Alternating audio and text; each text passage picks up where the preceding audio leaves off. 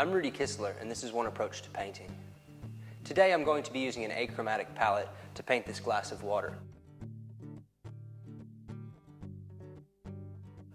Let's get started. I'm using Derivan Artist Acrylics, carbon black and titanium white. I'm just going to mix 5 even tones.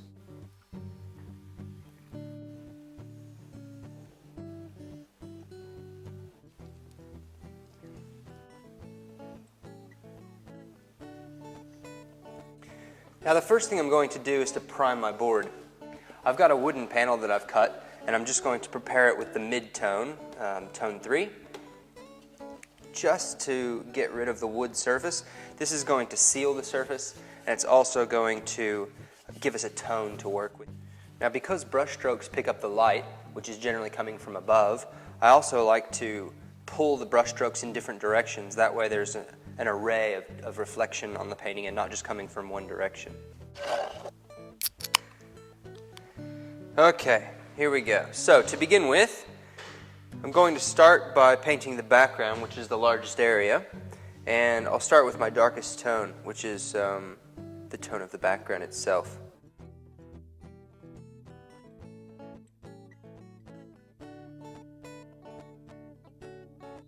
And the next tone is that white of the paper.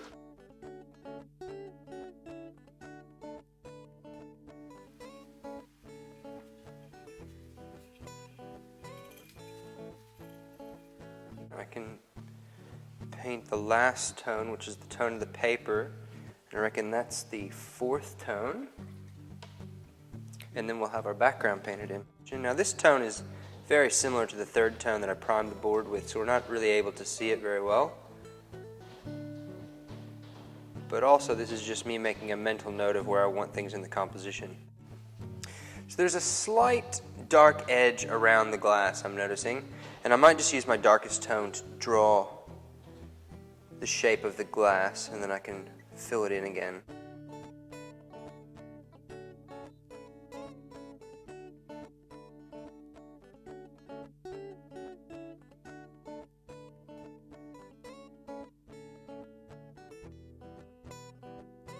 So I might start by putting in the 3rd tone.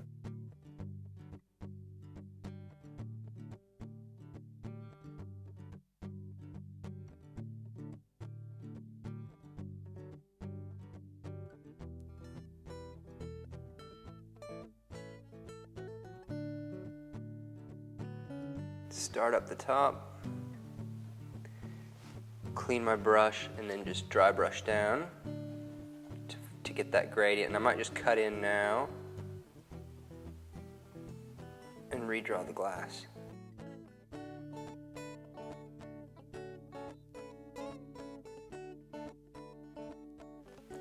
Now the white of the paper isn't as light as I would like, so I'll go ahead and mix into the lightest tone. And starting where it's brighter down here near the edge, I'll cut in just a little bit more and follow the edge of the paper.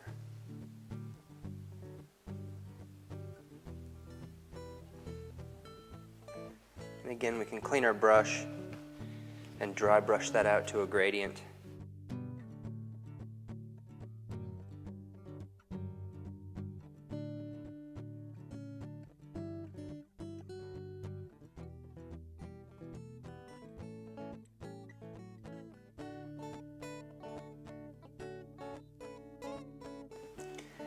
Now I'm going to go into my dark 5 here and dark 5 there and add a 4 just to add a bit of variety.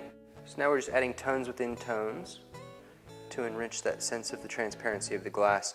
I can see on the glass that it's slightly lighter at the top.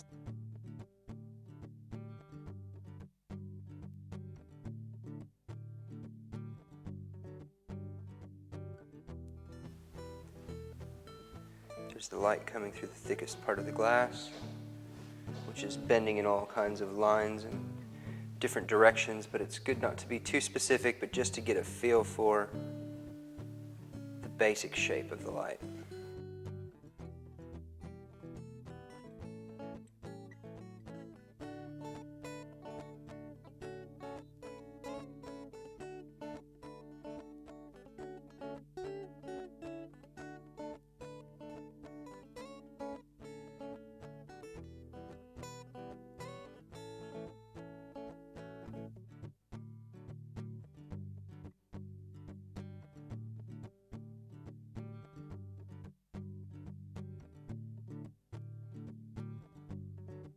and then take tone 4 and just show where the edge of the cup is.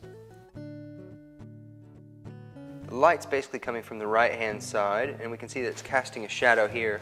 But there's also a bit of light just coming through the glass and being reflected, and I want to get that. It's such a nice little detail.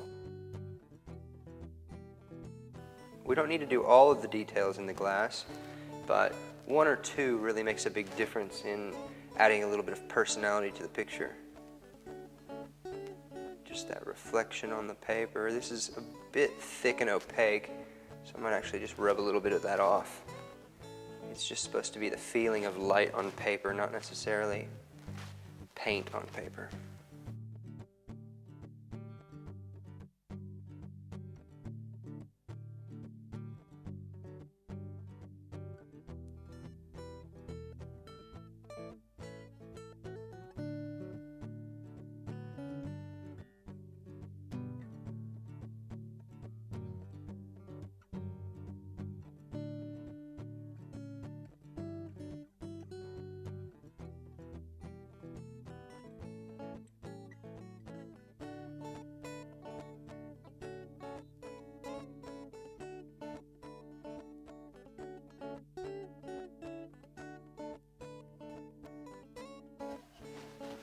That just pulls that front edge just a little bit more towards us and feels a bit closer.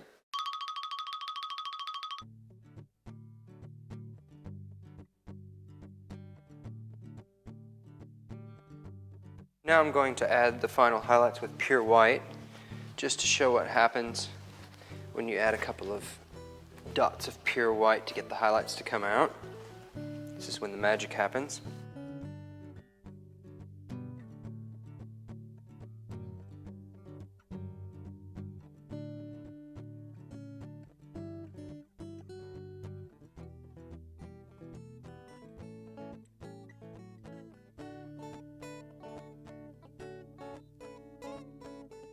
Now is a good time also to put the paint on a little bit thicker to get rid of any underlying textures and to create new ones.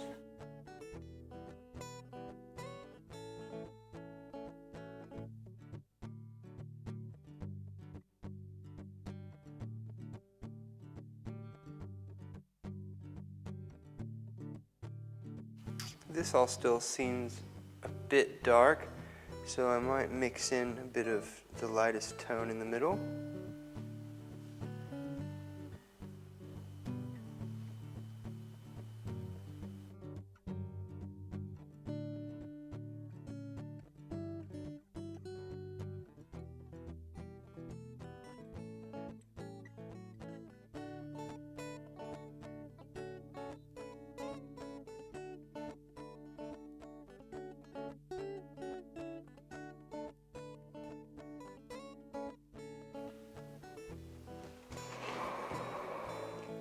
Thanks for watching. We'll see you next time.